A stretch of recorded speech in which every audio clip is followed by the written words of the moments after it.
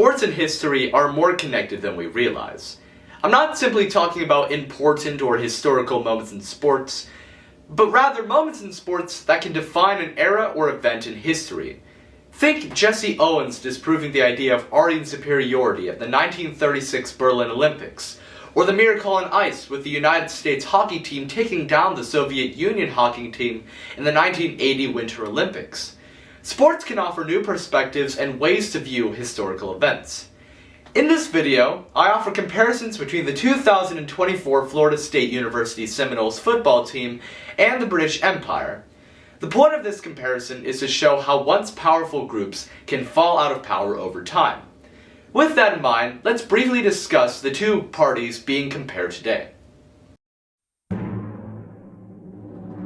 The British Empire at its peak is considered the most powerful empire in human history. With control over colonies in every continent, Britain was seen as the most powerful country in Western Europe. However, with a shift towards decolonization and away from imperialism, Britain's dominance and control over the world began to slip. Other countries rose to power, including countries that Britain used to have control over, and Britain was unable to keep up. While Britain is still undeniably a powerful and important country, it's clear as day that it does not have the same influence that it once held on the world. The 2024 Florida State football team is considered one of the most disappointing football teams of this year. After a 14-0 regular season last year, the Seminoles ended their 2024 season with a record of 2-10. The Seminoles went from being champions of the Atlantic Coast Conference to being dead last in their division. Many people thought that the Seminoles would be a powerhouse after being left out of the college football playoffs last year and losing to Georgia 63-3 in the Orange Bowl. This failed to be the case, as Florida State not only went 2-10, but only scored more than 20 points in 2 of their games. Some blame this terrible record on their bad quarterback play, some blame it on their offensive line, and others blame it on a guy refusing to eat dog poop after betting that he would if FSU lost to Boston College. Which they did. Regardless of how it happened, Florida State went from being one of the teams on top of the college football world to being an utter and complete joke. Now, I realize that making a one-to-one comparison between Florida State and the British Empire is a bit of an overreaction. While Britain is not as strong as it once was, it still has a fair amount of power in our society. Comparing that to a team that sits dead last in their conference is a bit much. I'm simply making the point that both parties underwent a decline from a previous spot of greatness. In this video, I offer 4 main comparisons. Both had similar highs and levels of dominance, both lost a battle that they were heavily favored in, both were impacted by a group's alignment shifting, and both allowed for a dominant opponent to continue their march. And with that in mind, let's see the comparisons between the Florida State University Seminoles and the British Empire.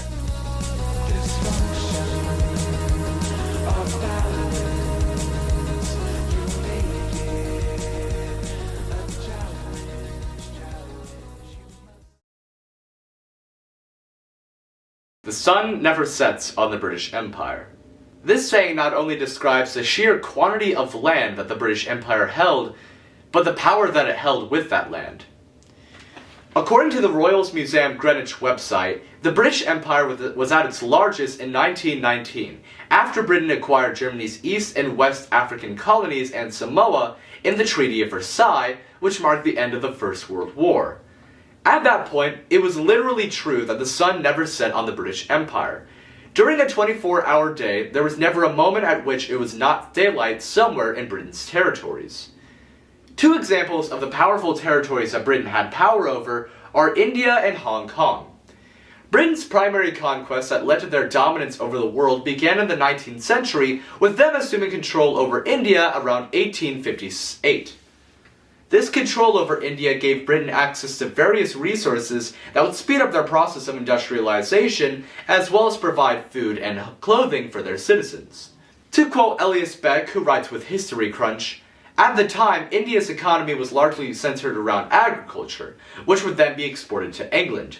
The most common of these agricultural resources included cotton, sugar, tea, coffee, and wheat. Their conquest also led them to control areas in China, primarily Hong Kong, which they gained following the First Opium War. To quote Tao He, a writer for the Boston College, the primary motive of British imperialism in China in the 19th century was economic. There was a high demand for Chinese tea, silk, and porcelain in the British market. This access to Hong Kong gave Britain more access to resources, as well as a central trade destination that would make acquiring those resources easier and cheaper. Britain having access to India and Hong Kong increased the power of their empire by increasing their access to resources. Going into the end of the 2023 football season, the Florida State Seminoles were riding high. They went undefeated not only in conference play, but in their entire regular season. They carried that momentum into their ACC championship game against Louisville, where they held them to 6 points in a 16-6 victory for the Seminoles. Other highlights of their year include a 41-3 victory over conference rival Syracuse, and a 45-24 win over SEC opponent Louisiana State University. At the end of the regular season, they were one of the only 3 teams to remain undefeated and be at the top of their conference. This also included Michigan and Washington, who would both go on to make the college football playoffs. And despite their record being the same as these 2 teams, FSU was left out of the college football playoffs in favor of Big 12 champion Texas University and Southeastern Conference champion Alabama University, who both were at 12-1. The committee based this decision on FSU losing 2 quarterbacks to injury in late season games. Quoting Andrea Edelson with ESPN News, Jordan Travis, the ACC Player of the Year, suffered a season-ending broken leg against North Alabama in mid-November, and backup Tate Rodemaker suffered concussion in the Seminoles' regular season finale victory at Florida, leading to true freshman Brock Glenn, the 3rd stringer, starting in the ACC title game, a victory against Louisville. And regardless of the decision, the 2023 Seminoles were the best team of that year, if not one of the best teams of that year. Both the British Empire and the 2023 Seminoles were very dominant right before their declines. The British Empire having control over territories in every continent, thus making them one of the most powerful countries in Western Europe, is very similar to FSU going undefeated in the regular season, making them the most powerful team in the Atlantic Coast Conference.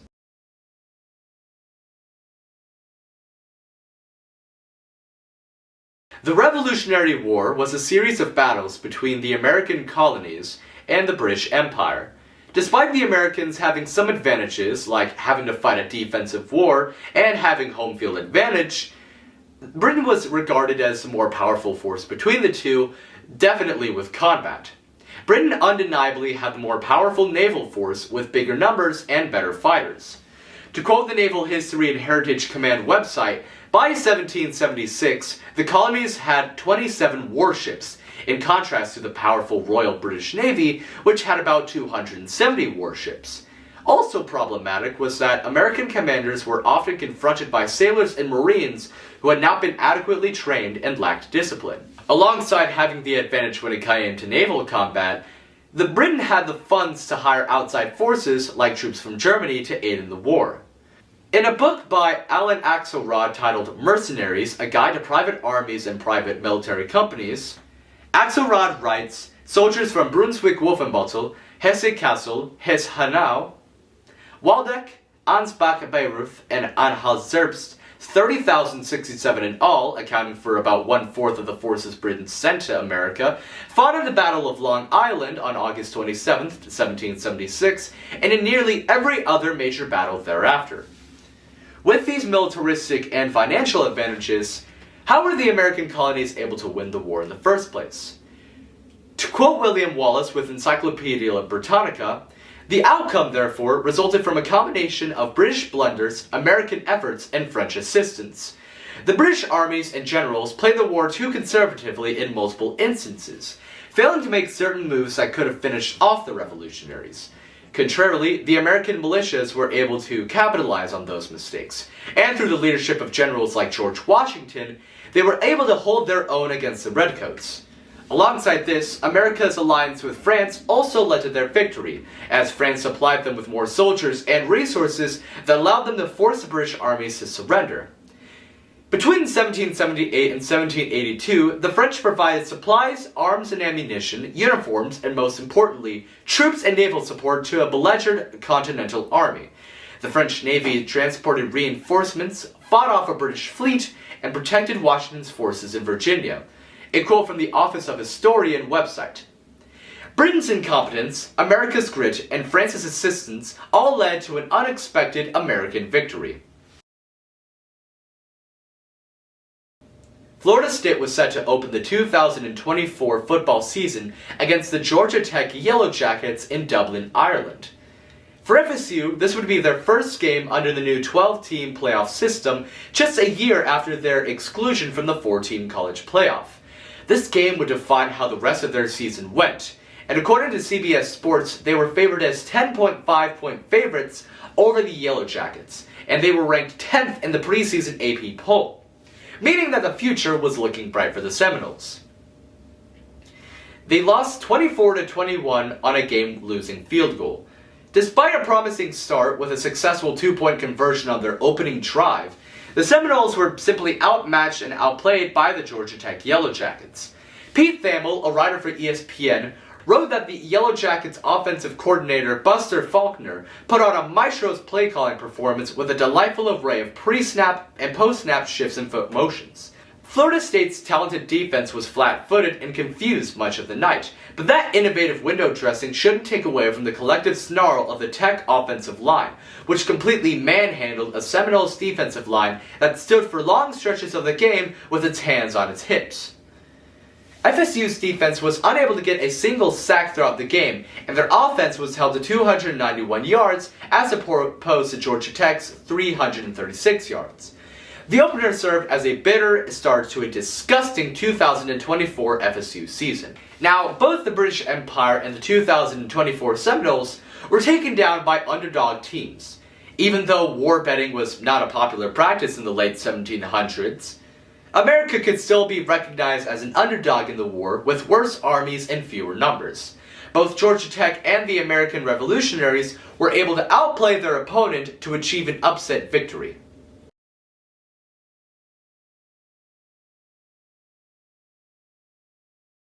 Britain's decline as an empire primarily came at the hands of decolonization and the shift away from imperialism in the 19th and 20th centuries.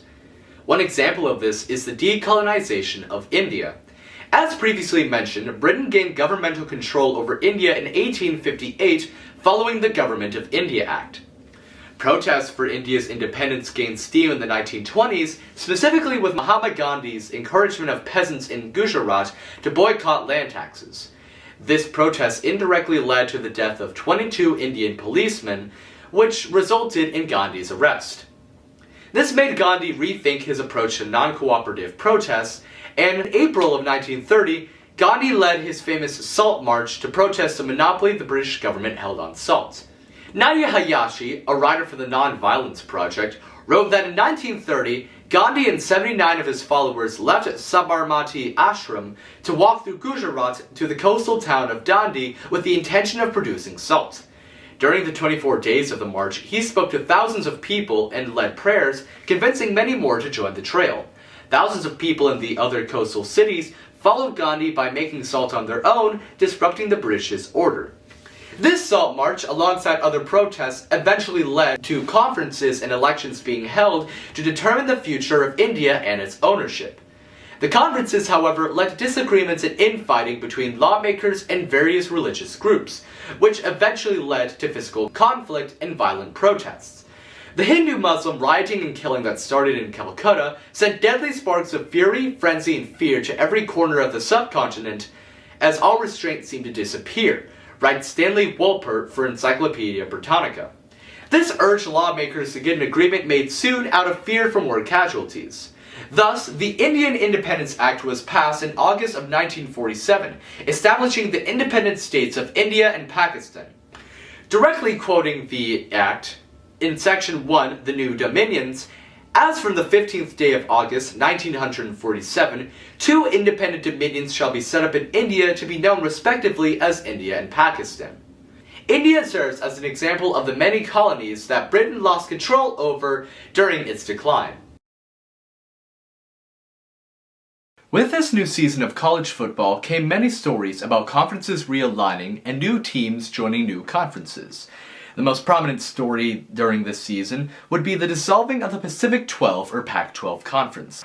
Every team in the conference, save for Washington State and Oregon State, left for a different conference, with California and Stanford joining the ACC, Washington, Oregon, USC, and UCLA going to the Big Ten, and Arizona, Arizona State, Colorado, and Utah heading to the Big 12. This dissolving was a result of continuous failures by the Pac-12 media teams to secure a proper television broadcasting deal. Doug Robinson of Deseret News wrote that the Pac-12 was the only Power 5 conference that could not secure a long-term TV rights deal. That contributed to the departures of UCLA and USC to the Big Ten, which sealed the Pac-12's fate. This affected FSU by adding two teams to its conference, giving FSU more competition for the division. FSU also had to play against SMU, Southern Methodist University, which was a team that transferred in from the American Athletic Conference, which resulted in a 42-16 loss for the Seminoles, one of FSU's worst games this year.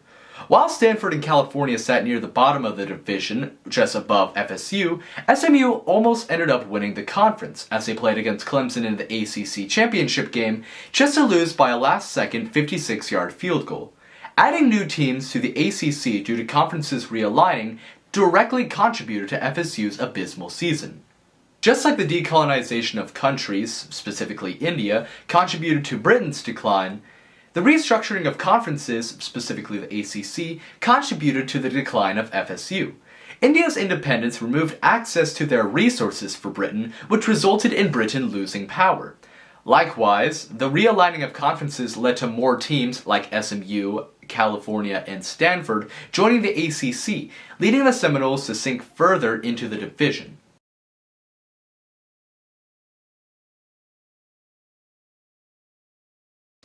In the 1930s and 1940s, Germany fell under the control of the Nazi regime led by Adolf Hitler. After Germany's acquisition of Austria, it was clear that they wanted to take control of Czechoslovakia as well.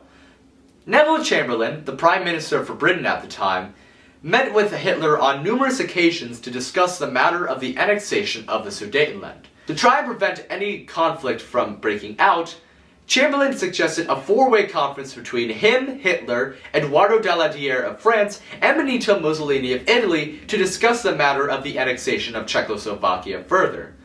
The conference ended with all four parties agreeing on Germany annexing part of Czechoslovakia on the 10th of October, and this agreement is referred to as the Munich Agreement. To quote the Munich Agreement Section 2, the United Kingdom, France, and Italy agree that the evacuation of the territory shall be completed by the 10th of October without any existing installations having been destroyed, and that the Czechoslovak government will be held responsible for carrying out the evacuation without damage to the said installations. Chamberlain left the conference believing that he had prevented any future conflict. The Encyclopedia Britannica article on the Munich Agreement writes that before leaving Munich, Chamberlain and Hitler signed a paper declaring their mutual desire to resolve differences through consultation to assure peace. Both Daladier and Chamberlain returned home to the jubilant welcoming crowds, relieved that the threat of war had passed. And Chamberlain told the British public that he had achieved peace with honor. I believe it is peace for our time. Many of Chamberlain's critics publicly voiced their disapproval for Chamberlain's policy of appeasement, with Winston Churchill declaring the result of the conference a total and unmitigated defeat for the continent of Europe. Chamberlain's attempt at peace failed as Hitler went back on his vows to assure peace and annexed the remainder of Czechoslovakia. The United States Holocaust Memorial Museum website wrote that the Munich Agreement failed to stop Nazi Germany's territorial aggression, and in March of 1939, Nazi Germany dismantled Czechoslovakia and occupied the Czech lands, including Prague. This led Britain to readjust their foreign policy, causing them to directly declare war on Nazi Germany in 1939. While Britain, alongside the other Allied forces, did eventually take down Nazi Germany, Britain was unable to stop the Third Reich's continued dominance in Europe. The Notre Dame Fighting Irish sat at 7-1 going into their game against the Florida State University Seminoles. The Irish had suffered an embarrassing 16-14 loss in Northern Illinois during Week 2, and they took that loss personally. Notre Dame proceeded to win all of their remaining games following that mishap, aiming for a high-seeded playoff spot. Being an independent school, the team could only get a maximum 5 seed, as not being in a conference eliminated them from getting a top 4 seed or a playoff bid. They intended on destroying anything and any team that stood in their way, and that week, that happened to be the Florida State Seminoles. Were the Seminoles capable of pulling off an upset win, going from 1-8 to 2-8 and stopping the Fighting Irish's playoff push? No. FSU proceeded to lose 52-3, only being able to score on a 23-yard field goal. Florida State quarterback Brock Glenn threw for only 51 yards, going 5 for 18 with completions and throwing 2 interceptions, one of which was returned by the Fighting Irish defense for a pick 6. The Irish ended their day with 453 offensive yards, 7 touchdowns, and 8 sacks for the Irish defense. Florida State had been effectively mauled by the Irish. Comparing Nazi Germany to Notre Dame can seem like a bit much, because after all, Nazi Germany actually joined a conference. Regardless, both events showed that the British Empire and FSU were unable to stop an opponent from continuing their dominance. And just as Britain failed to halt Nazi Germany's conquest of Europe, FSU failed to stop Notre Dame's march to the college football playoffs.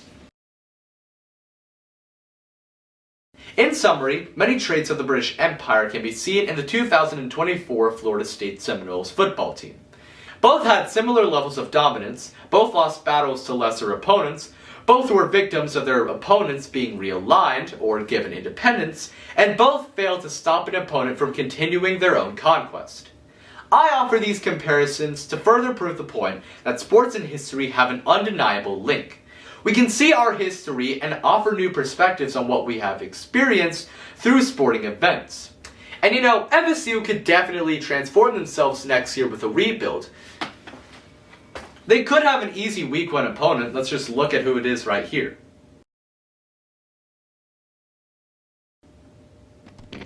Well, at least they have their academics.